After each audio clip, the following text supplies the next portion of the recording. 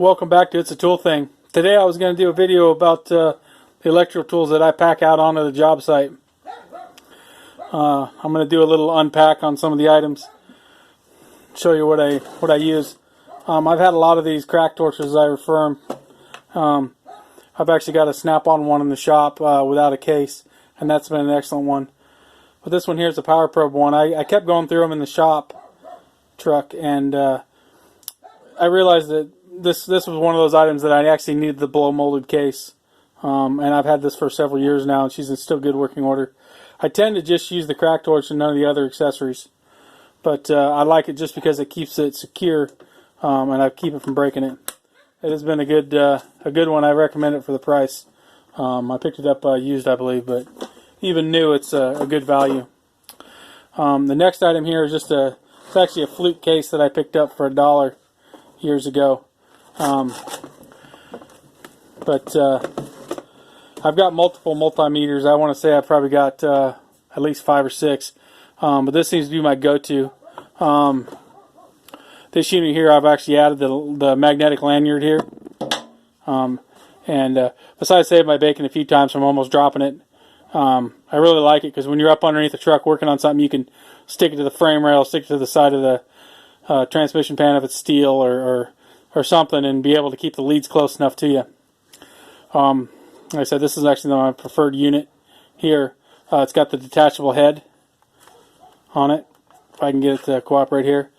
So you can remotely view it, like when you're doing a shake test, checking for shorts or opens. I really do like this meter. I ended up picking this up on a deal. I picked up one for one of the other guys. He wanted it. He wanted one of these. The first one I found, I offered to him. He went ahead and bought it, and then I used it a few times, and I liked it so much I had to get one too. But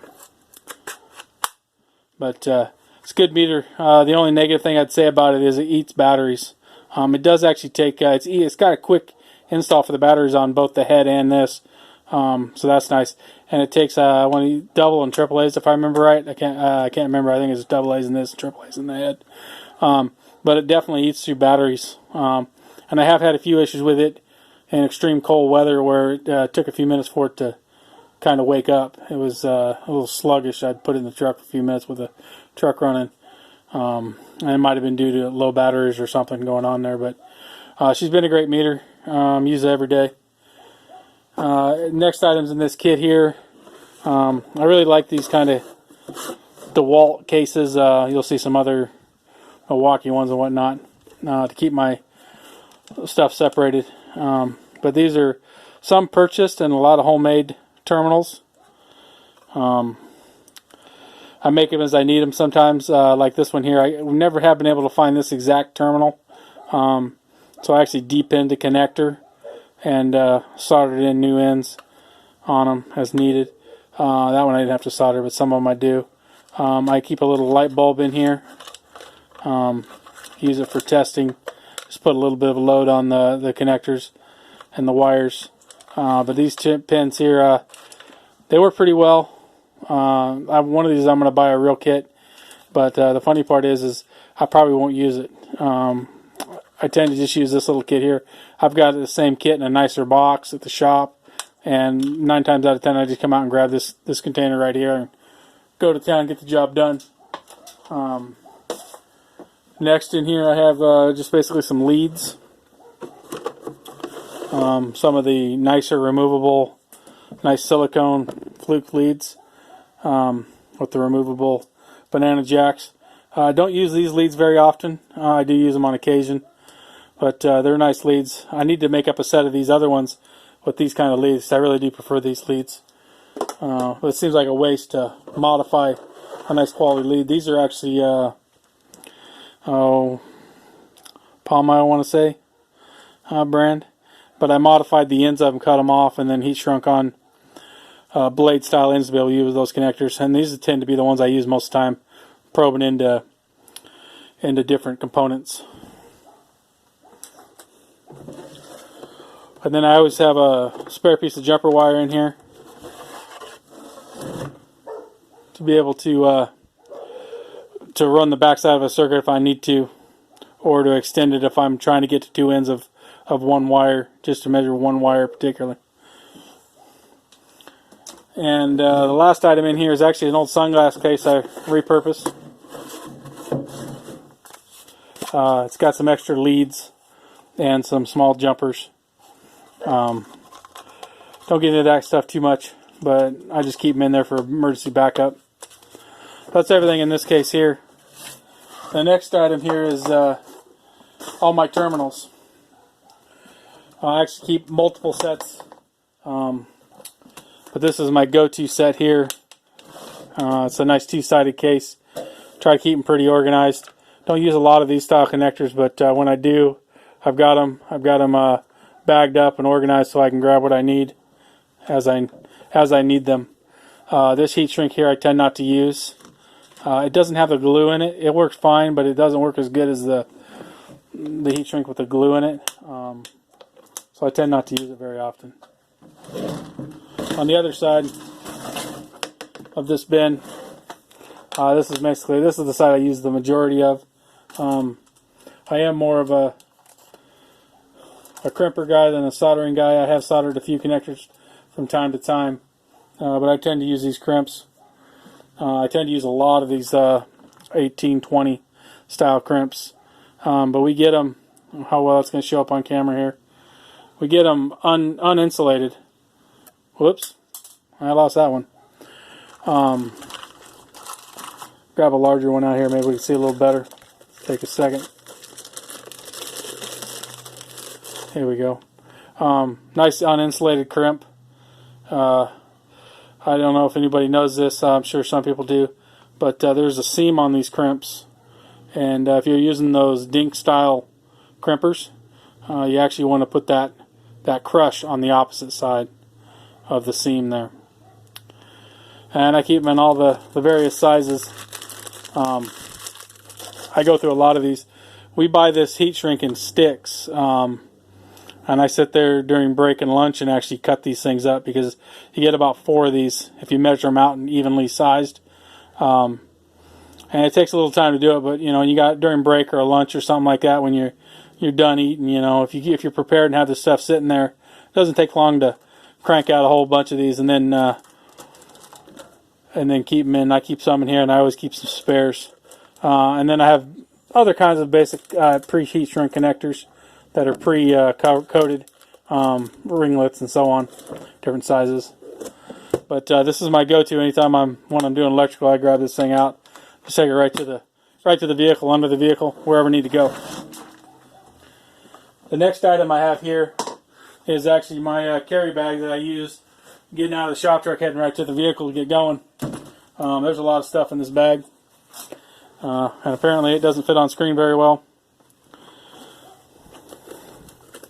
Didn't try that out before I, whoops, there goes some Tessa tape. I have a love-hate relationship with Tessa tape. As you can see here, this bag's got lots of sides, carry strap, makes it nice for when you got your hands full. There's some more rolls of Tessa tape here. I got a love-hate relationship with that Tessa tape. It's better than black electrical tape, which I do recommend using also. But I tend to prefer loom. I keep quarter, 3/8, 3/4, and 1-inch loom on my truck, about 100 to 200 foot rolls. I burn through that stuff fairly quickly. I tend to wrap them in electrical tape. Sometimes I'll wrap them in Tessa tape and that, depending on the scenario. Especially if it's something that's been rubbing. I want to do everything I can. Obviously, I'm going to try to secure it up better than when I got to it. But whenever you have a rub situation, I like to put as much between it and the wire as possible. So we'll kind of break this thing down. This is a seam ripper. I've got a whole bunch of these. A lot of guys at the shop recommend it, and they do work pretty well. But I tend not to use them. They tend to break. I use them a little bit. They do work decent, but I just don't tend to use them much. This is actually the rear side, the bag of not my go-to items, but secondary. Keep a nice pair of needle nose pliers, something small you can get in there. A pair of crimpers. This is the butterfly style. I tend not to use these, even though I do prefer the butterfly style. I've just had the max set on the other side for so long. They're just my go-to grab. A pair of strippers right here. This is my backup set of strippers. These are actually Matco's, good quality. These are my preferred style of stripper for stripping wire back. And then this here is actually a special tool for holding on to cannon plugs to lock them in and unlock them. They work pretty well. Don't need them on every job, but definitely need them. These here are a pair of cutters for cutting zip ties. They work really good for butterfly zip ties or zip ties that are pretty tight. You can actually slide the zip tie right through the middle of this and pinch that off and not damage the wiring or the hose. I definitely recommend getting a pair of those. Don't use them every day, but I definitely use them. And this here is a pair of Blue Point crimpers that I've modified. They should have a point on the end and a cutter. And I went ahead and cut the cutter off and then rounded it over. This is also my secondary choice. It does the dink for the non-insulated and then the insulated ones. And they work fine. I just prefer to use the other pair on the other side because they're a double dink. And I tend to use those butt connectors. I tend to use the non-insulated, so it gives me a large and a small, but we'll look at those on the other side. On this side here, I forgot to mention too, there's some more of this. I always have tons of these rolls of Tessa tape. Different widths, smaller rolls come in real handy, so when they start to wear down, I tend to not use them as much because I want to salvage them for those times when you really do need a tight place. Electrical tape, I like to keep just regular black electrical tape and colored electrical tape handy. Sometimes colored electrical tape comes in real handy if you're... Got the drops today. If you're trying to identify the damage in the wires. You're looking through a harness and you can just mark it with that colored electrical tape. Sometimes there'll be a half dozen or more wires damaged in a 40 wire harness or something like that. And you can mark the ones that are damaged and then go back and start repairing them, and then always do a secondary run through to see if you find any more that are damaged. But I find that works pretty well. And then of course just your ubiquitous tape measure. I like to have a tape measure on handy, and it comes in handy for measuring loom and that kind of stuff. Sometimes I use pre-shielded wire, and we have to build that stuff out for the foot, so it makes it nice. Down here is actually another set of terminals and whatnot, but I tend not to use this one. This is my emergency backup. Oh no, the other case ran out kind of situation. But it is fully stocked. It doesn't have as many choices as the other case, but it has all the normal stuff that I would use. But it just kind of sits down there and waits to be used. This pair of bullet style crimpers, very nice, fairly expensive. They work really well. There's no substitute as far as I'm concerned. I do have some that don't have the adjuster collar on it, and they will work in a pinch. But if I've got the room, I definitely go with these. And then I've got a nice quality test light here. I believe this one's an OTC if I remember correctly. I've got a nice little guard on it. I tend to use this quite a bit.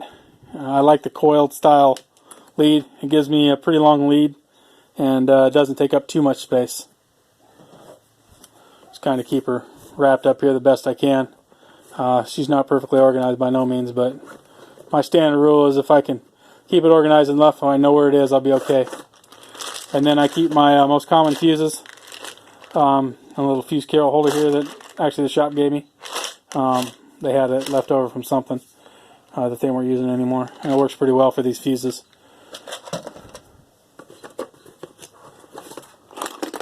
Next item here, another one of these little DeWalt cases. These are removal tools, little mini picks. Excuse the motion there. I've got this thing strapped to a vise, and she's not as solid as you might think. It's a removable vise. A spare one of these. I actually have a main kit we'll see in a minute. But pin removal tools. This is a really good one for a lot of stuff. This is kind of just my backup parts here. I have a main one we'll see here in a bit. Move over to the next side here. This is the main working side right here. This is the side I would face me while I was working, and then work around it if I need to for other items. But this is that other pair of crimpers I've modified the end on once again. But as you can see here, if I can get that to focus, these are nice quality Thomas & Betts crimpers, but they have the smaller and the larger dinks, as I refer to them. And not using non-insulated terminals, these are the go-tos for me. Nice quality, got nice rigid handles. You can feel like you get a good solid crimp. This pair here is a pair of Macs I was referring to. They aren't the scissor action style that keeps everything straight. They don't produce the nicest looking crimps, but they are well seated, and they do work well functional wise. But they are not as pretty as the other crimpers will do. But I tend to use these. I've just been using these for at least 15, maybe 20 years now. Well worth the purchase. And then in the center pocket here, again, more rolls, a little tape. There's multiples in there. No need to pull them all out. Like I said, when the tape rolls start getting small, I start squirreling them because when you're working in a tight area, they're excellent. And then I keep 2 razor blades up here. This one here has a hook style blade. If you're careful, and I mean careful, these work pretty good for stripping harnesses. But you got to be careful because you can hook a wire real easy and cut it off, especially if it's really sharp. But this is tends to be my go-to for trying to strip a harness over the sewing kit, which they do work well, but I find this works a little bit better for me. You just got to be a bit more cautious. And then on the other side, same kind of setup, but I just have a regular blade, which I use quite a bit also for cutting things apart and getting to the damaged areas. And then in the middle of this pocket here, this one here is marked with black electrical tape just to denote it from, so I don't get it confused with some of my other ones I've got. I just purchased some new ones of these also, but or some used new ones to me, I guess. But these seem to be my go-to little mini screwdriver. I like having the clip. The size of the handle is nice. I use these just a ton. On this side here, these are my go-to strippers. That other pair on the other side is a good quality pair, and that's exactly the kind that I use at the shop. But for some reason, these seem to be my go-to. The little curved handles, pretty comfortable. I've had these for years, stripped a ton with them, and they work well. I actually don't know what even the brand is on them, but they are quality.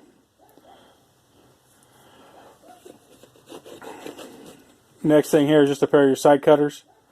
I prefer to have the angled style side cutters.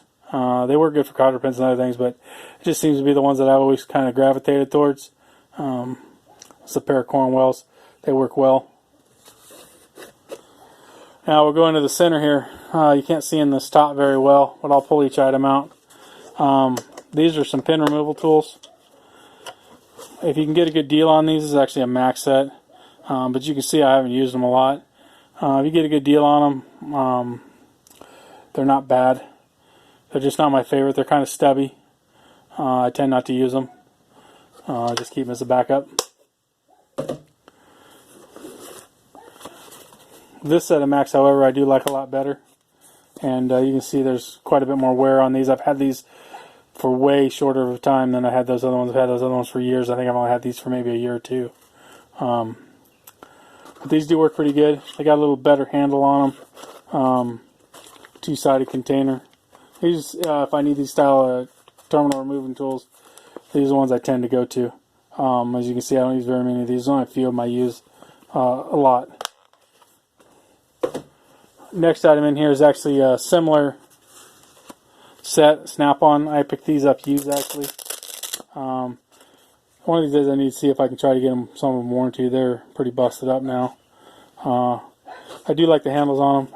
And if there was a fully functioning set, I think I probably might even prefer these over the Mac ones. But you can see they're pretty busted up, and I'm not sure on warranty. And since I don't buy much from the SnapOn guy, I try not to warranty stuff out needlessly, even though it would be nice to get those straightened out. Let's see here. Next item I have here is one of these connector kits. I tend not to use this one much either. Every now and again I need the little crimp style jaws. I have some other DV style crimps that work pretty good for testing and jumping wires. It's not in this kit, but not something I use every day.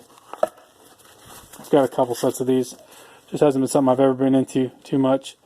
Down on the bottom here I've got some actual full rolls of tape and another one of those jumper wires like I had in my carry bag. This one's a little longer. Definitely come in handy. And then like I said, we got some more of those tested tapes. Those are some bigger rolls.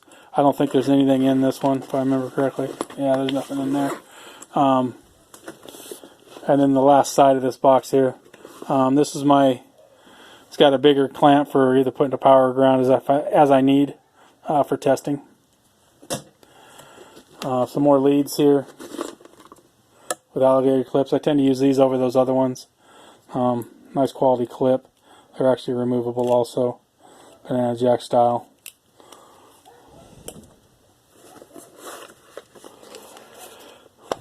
And in here is some more of those connectors and terminals. These are my less commonly used sizes. So to try to thin out that other container because he's kind of small, I just put those in here. I tend not to use them very often. Don't need them. But when I do need one, I've got it handy. And this Milwaukee bin here has my other release tools.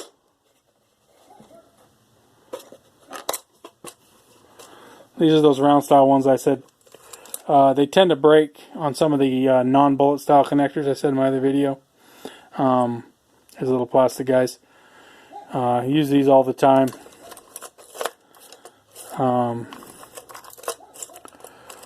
Let's see here. These here actually used to be one item. I actually got it from Harbor Freight, one of the few Harbor Freight tools that I love. And of course now they don't sell this anymore. I think it was for jewelry use. I cut them in half. They used to be one tool. I still see them on eBay. I don't know if they were purchased from Harbor Freight or if they just something another company carries. But they got a nice fine tip, and they work pretty good for getting down in the connectors to release them. And they also have a rubber handle in case you're a plastic handle, in case you're anywhere near electricity.